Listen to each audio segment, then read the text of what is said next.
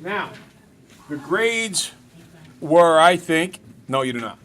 The grades that I think were not, they definitely were not as good this time as last time. Now, last time was old state assessment type questions, and I expected you to do worse than you did, and you did better.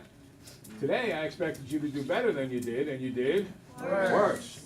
So let's go through here and try to get some better understandings of what it is that's going on. Now, the first question, we've done a lot of questions like this year.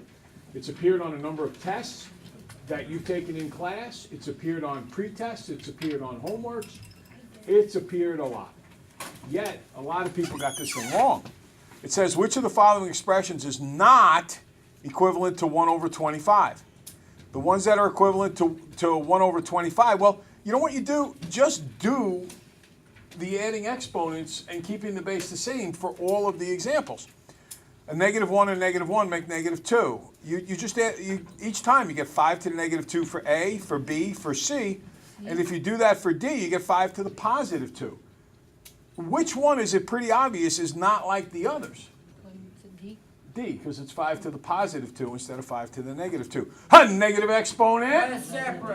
Reciprocal. So that's why with all the negatives you get 1 over, but the choice D doesn't have a negative. So it just stays 5 to the 2, which is 25. Okay, next one. If a line contains the points in the table, blah, blah, blah, what's the equation of the line? Well, the first thing is if you had as your answer A or B, that's not good. Because how do you find the y-intercept of a line? Always pairs up with 0, right? What number pairs up with 0? 0. -2. So the y-intercept is -2. So the question is it choice C or is it choice D? Now, take a look here. What's happening to these numbers? They're going what? Up. So if I do 30 divided by 6, I get +5. So it would be choice C. Next, over here. It is very conspicuous when they gave you the list of transformations that there's only one transformation that's not on the list. That one transformation is dilations. What that means is that the one that changes size, because dilations is the only one that changes size, the one that changes size is not being done to it. So that means anything that's being done to it is keeping the size the same. So if I look at the choices, it says choice A, sides the same. Choice B, sides can be different. That can't happen. Choice C, sides can be different. That can't happen. Choice D, same sides. So it's between A and D. Now, if you're going to do a rotation or a reflection or a translation, do you change any of the angles or does the shape of the thing stay the same? Stays the same. So if it starts equilateral, what does it have to finish? Equilateral. Equilateral. Therefore, it has to be choice A. Number 4. Which diagram below could show triangle ABC becoming this after a reflection in the x-axis? The answer is D. If I reflect in the x-axis, now notice something here. You start with ABC. So I have to start with this guy. If I flip it over the x-axis, I make this red guy right here. Then I'm going to slide to the right and up. C is a rotation or a line or a diagonal reflection. That's certainly not it. This guy, we don't go over the x-axis at all. And this guy, if I go over the x-axis, the A would be at the top. Can everybody see that? And yet, where is the A in this? On the bottom. So that can't be it. That's kind of tricky. But you got to be prepared for that one. Any question on that? Okay. All right. So, this is today's sheet, right? Yeah. Good. All right. Shapes and formulas 2. So, the first question there at the top is the kind of question you can expect to see on your state assessment test. And what it talks about is you have a table and you have a graph, and it wants the unit rate.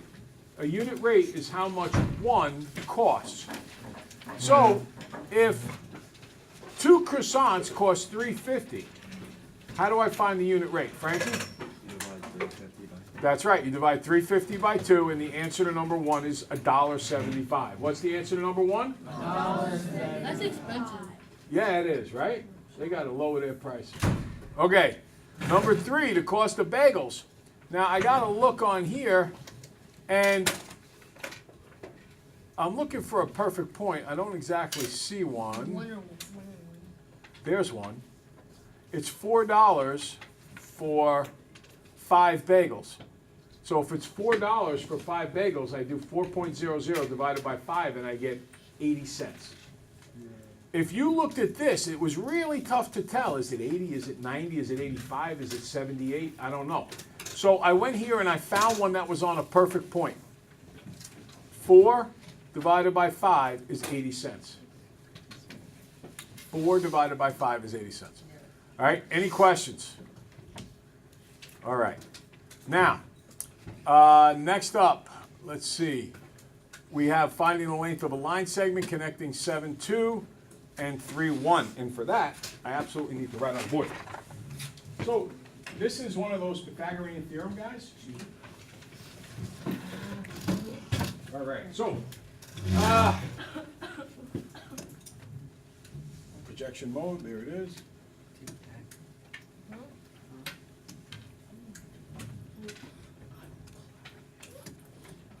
Come on, what are we doing?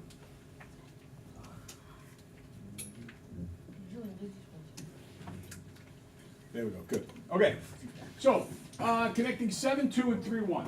1, 2, 3, 4, 5, 6, 7, 2, and 3-1. 3-1. There it is. 7-2 and 3-1. Now, this is 7-2, and this is 3-1. How tall is this piece here? 1. How long is this one? 4.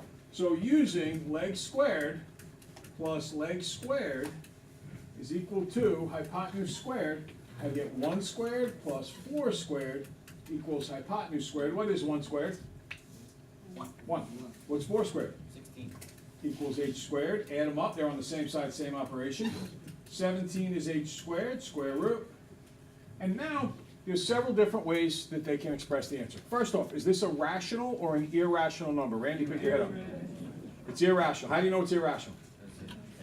Can't find the square root of 17. Another way to do it would be to take a calculator and you type in, everybody do this, type in square root 17. And do you see how a decimal fills the screen across? Yeah. If you're not sure if something is rational or irrational, if it fills the screen across like that, 98% of the time, 98% of the time, it is going to be irrational. 99% of the time. So it's a good guess to do that. What about the 1%? I'll take my chances. Okay? And now the last part is, if I said to you, what is the square root of 17 rounded to the nearest tenth? First, tell me the digits. What do you get? 4.1231056. Okay. Now, if I want to round to the nearest tenth, I look in the tenths place, I go over 1, that says keep it where it is. 4.1 is the correct answer. Okay? And that's if I wanted it as a decimal. This is usually they'll ask square root of 17 and you can stop there. But sometimes they'll say, can you express it as a decimal? Okay? Any questions? No. All right. Now, we get into a question that I believe was on your last test. What is that? If you do 4.1 times 4.1, will you get 17? Just about. Yeah, It'll be 'cause I got- slightly off because it's really 4.1230 and so on. Yeah, because I got like 16.81. Yeah. All right. Now, it says here, what's the measure of angle x? All right, so what do you know about those two angles? They add up to 180. What's the word for adding up to 180? Supplementary. What's the word for adding up to 180? Melvin, what's the word for adding up to 180? Supplementary. Head in the game, Melvin. So 180 minus 47 is 133. That gives me choice B. Okay? Three angles of a triangle are there. Is the triangle acute, right, or obtuse? Well, what do I know about the three angles of a triangle? All at 190. They all add up to what? 90. No, No, 180. My bad. So 2n plus 1n, minus 42, plus 3n. So here's the first, second, and third angles in the reverse order. And that's got to equal 180. Same side, same operation. 2n and 1n is 3n, and another 3n is 6n. Minus 42 is equal to 180, plus 42, plus 42. 6n equals 222. Divide by 6. Let's see, 6 is going to go into that 3 times, and 37 is it? Yeah. 37 it is. Okay? Oh, it says what kind of triangle is it? A cube. 2 times 37 is 74. It's impossible. 37 minus 42 isn't going to happen. And that would be 3 times 37. So don't worry about type of triangle. We know how to get n. That's good enough. All right, number 5 is on the next page. This is another Pythagorean theorem question. This is also 5 over here. So legs squared, I'm going to do this a little quicker, plus legs squared, which is 12 squared, is going to equal the hypotenuse squared, which is x squared. This is my x here for the hypotenuse. So 5 squared is 25, 12 squared is 144, is equal to x squared. 169 is x squared. Square root of this, square root of that, x is 13. Choice B. Preguntas. Questions? We're good. Okay. So now we get to that same formula sheet that I gave you the other day.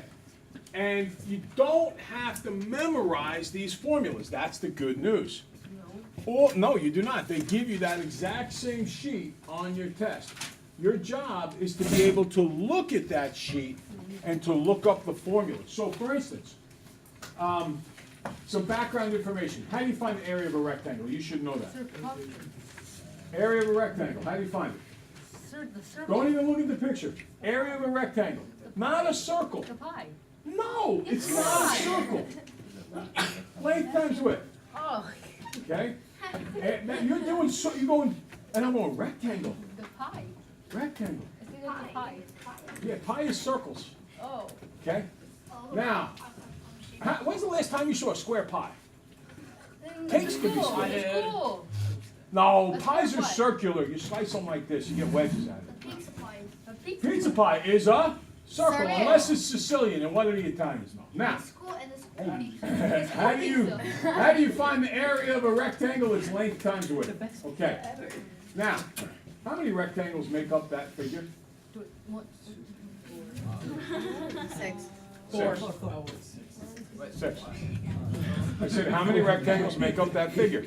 Here, this is one of those. 1, 2, 3, 4, 5, 6. So there are 6 rectangles that make up that figure. Yes? What if like the ends are cubed though? Like it's Then it's not a prism. Okay? The big thing about a prism is that whatever this is size-wise, it's exactly the same on the other end. When it starts coming to a point, we start making pyramids and cones and things like that.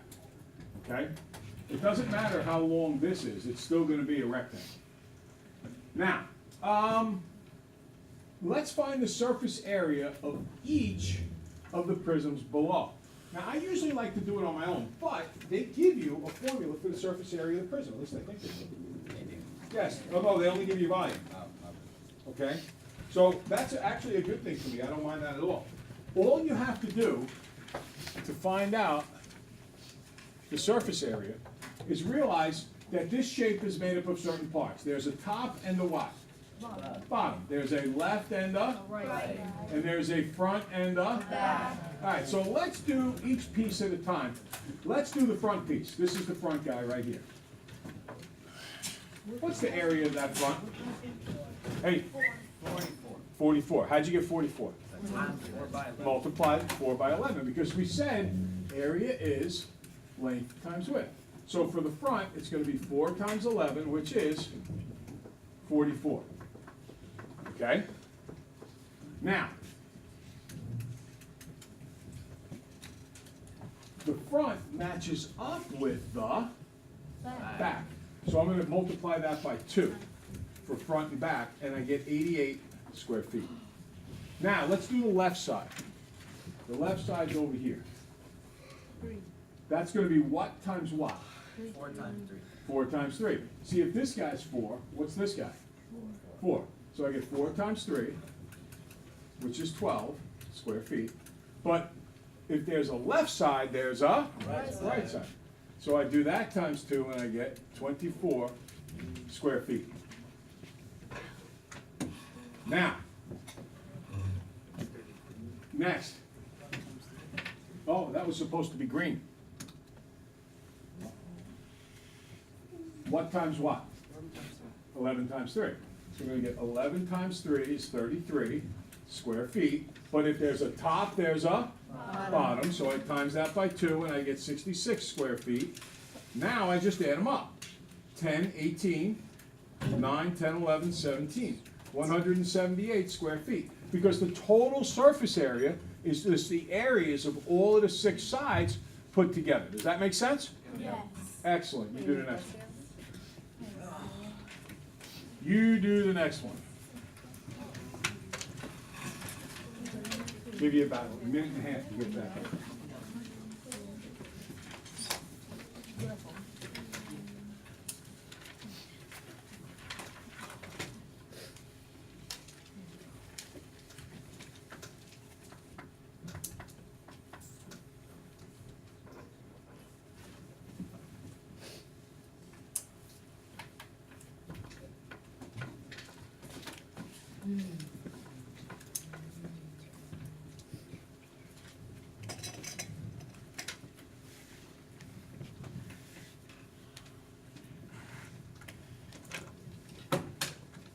Question? Doesn't the answer have to be in squares?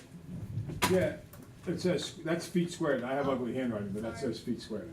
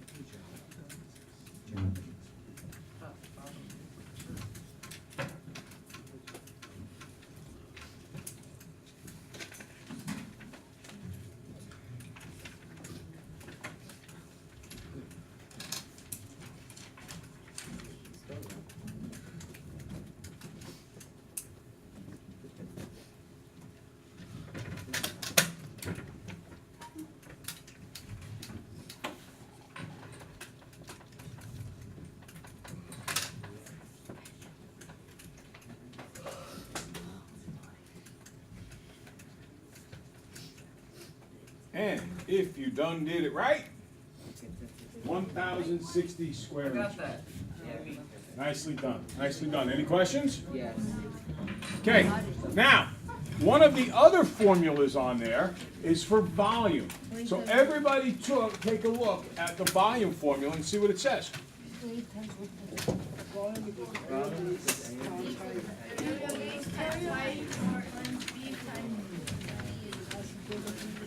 Okay, does it say length times width times height? No.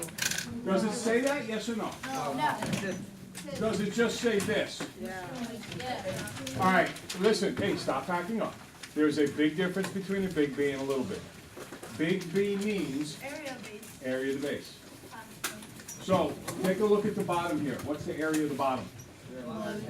11 times 3, which is 33. Then you do times 4 is 132. Beat 2. Hey, all calculators back.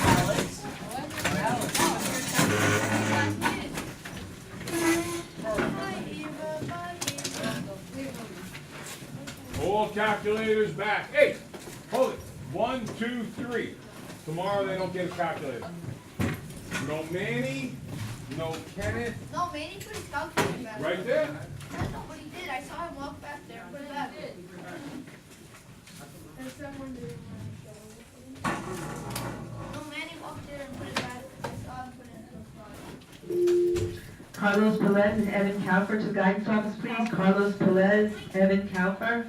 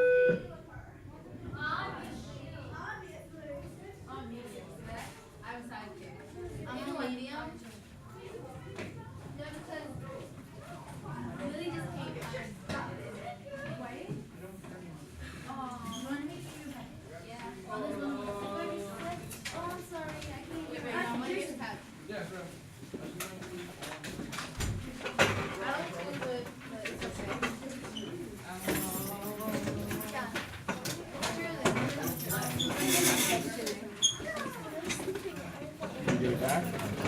I know where it is at the moment. I mean, I kind of do with some of the old papers, so I'll get it to you tomorrow when I clean up. Do you have the grade?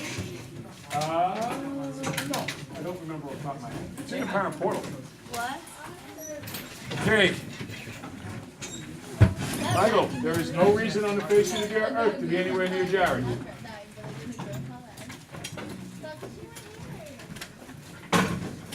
Okay, stop playing with Tim's hair. You got tall today, Maria. You got tall today.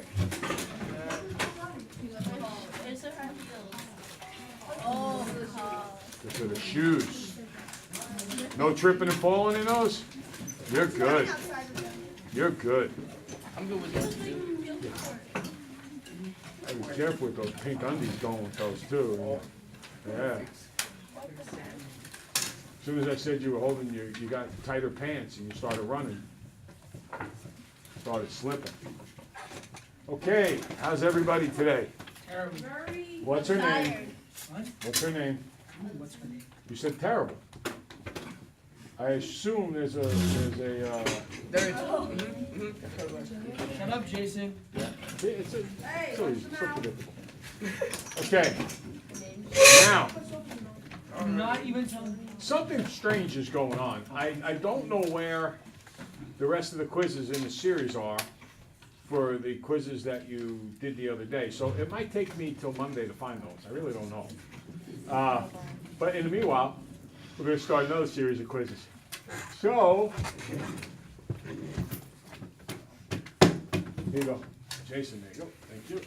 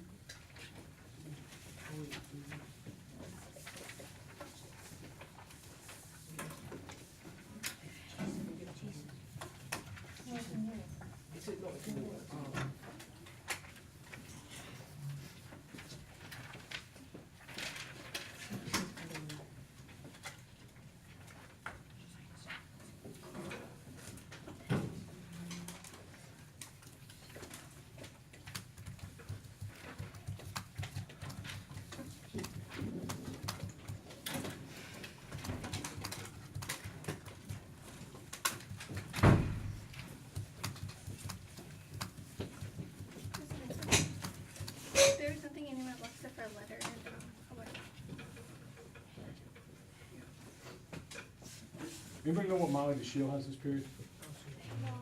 I think art. No. There's a fourth.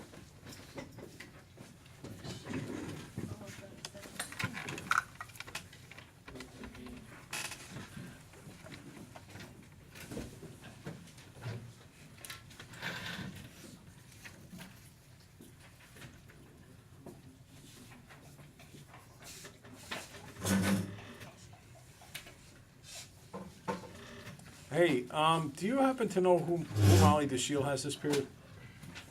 Thanks.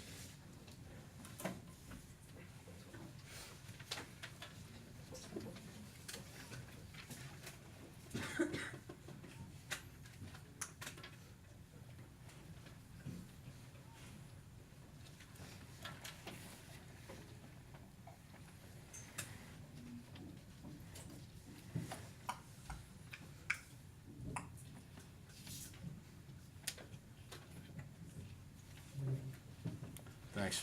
Bye.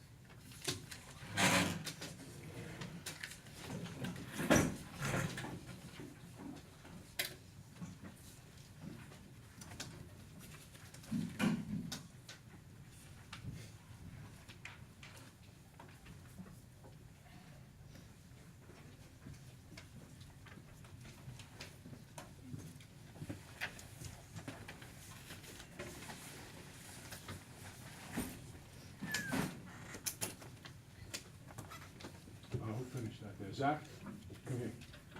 First off, you should be going nowhere near Jared. There's two sharpeners right over there. Come over here. Walk to Mrs. Kennedy's room, which is room 322, and give that to her. Take the pass with you so nobody gets in trouble. Thank you.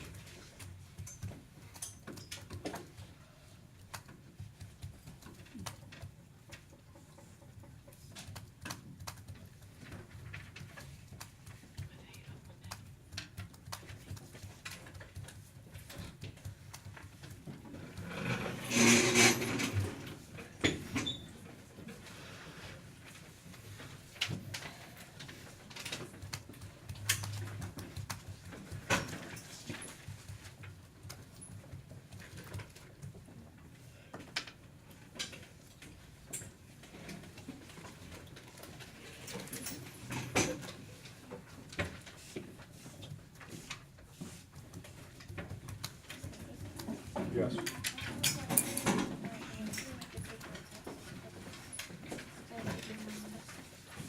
I don't want to take the test to see that. Now's not the time to see that. You can show it to me tomorrow morning, but the problem is you have the trip tomorrow. Yeah, so maybe show it to me Monday morning, and then we can do the test Monday at lunch or Tuesday. Okay?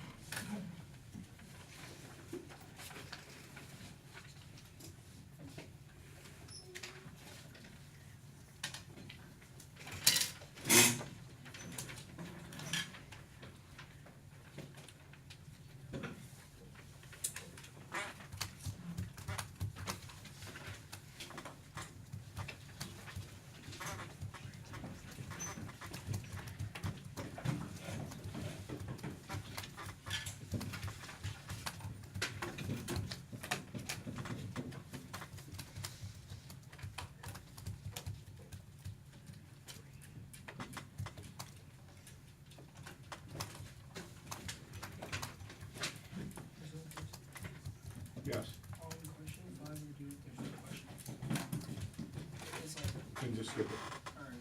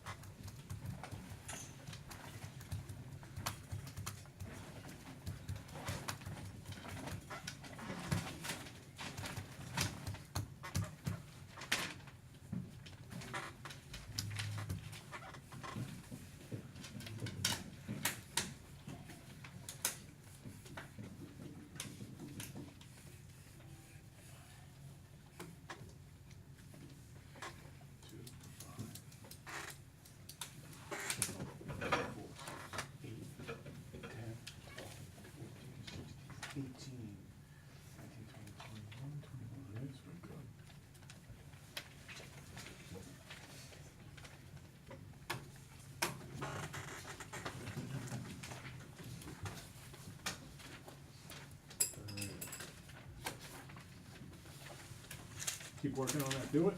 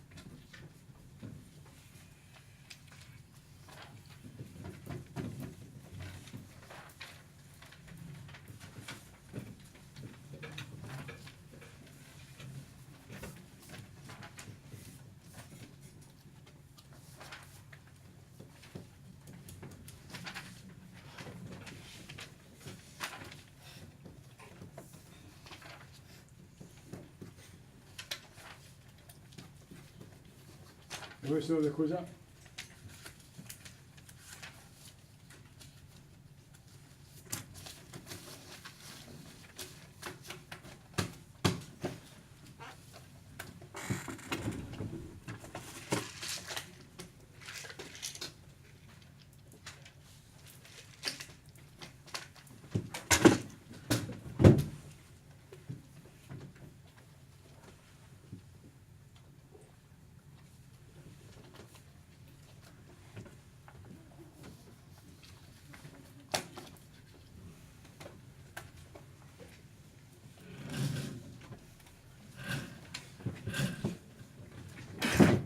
Bless you.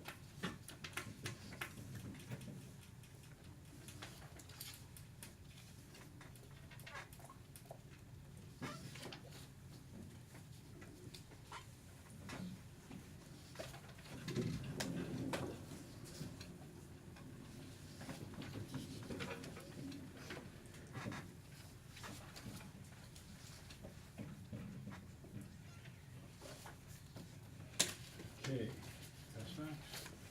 Let's go Ally and Lillian.